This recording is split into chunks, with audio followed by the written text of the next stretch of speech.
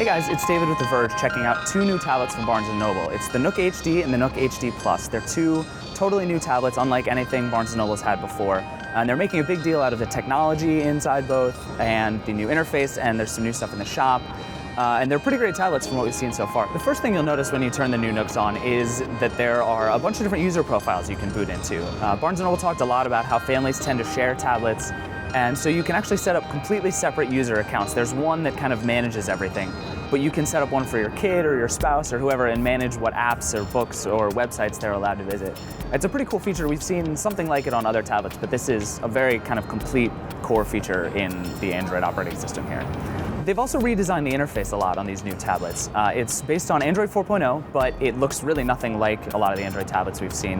It has a carousel at the top, kind of like what Amazon did with all your most recent stuff, but it doesn't take up the whole page, and you still get icons for apps or bookmarks or what have you. And it's a pretty nice compromise, I think, between all of that stuff.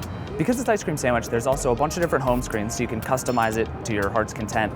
There's 4 icons down at the bottom, which launch you into your browser or your apps or your library, which has all your magazines and books and whatnot in it. But really the biggest changes here are brought on by the displays. The Nook HD has a 7-inch 1440 by 900 display, which Barnes & Noble's making a big deal out of it being better than the Kindle Fire or the Nexus 7 or any of the other tablets out there at the same size.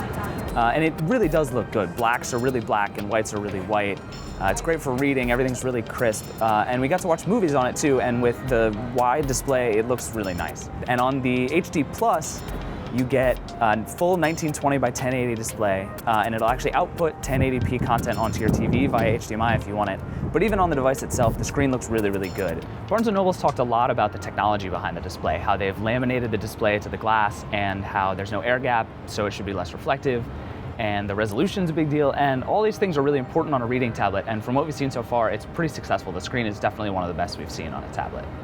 And having such a great display makes things like magazines and catalogs look really good, and there are a bunch of nifty features they've implemented, especially for the bigger screen, that works pretty well.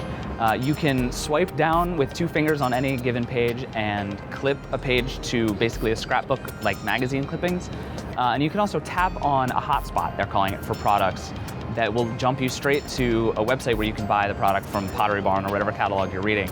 It's a pretty clever feature, and it's a whole new section of the Barnes & Noble store. They've also beefed up the magazines, and there are more apps and books, and again, all these things are designed to be used on the bigger screen and the higher res screen, and especially magazines like National Geographic look really great with big images and great colors. The other thing Barnes & Noble talked a lot about was just the overall performance of the devices. There are brand new TI OMAP processors built into both devices, and we were using pre-production software, so there were some lags and some crashes and some issues, but Barnes & Noble promises that'll all be worked out by the time these products are ready. And everything else that we saw when it worked really well, really smoothly. Even with big images and magazines, things seem to work really fluidly. Both new Nook tablets are going to be available at the end of October, but they're available for pre-order now. The 7-inch device is going to be $199 for 8 gigs of storage, or for $30 more you can get 16 gigs of storage. And with such a small gap, we expect a lot of people to get more storage. The HD Plus, the 9-inch model, is going to be available also at the end of October for $269 for 16 gigs of storage, or you can get 32 for, again, only $30 more. It's a small gap, and people should just get more storage. They look really great, especially with the Kindle Fire out. It's going to be a really interesting holiday season, and there's certainly a lot of good tablets out there.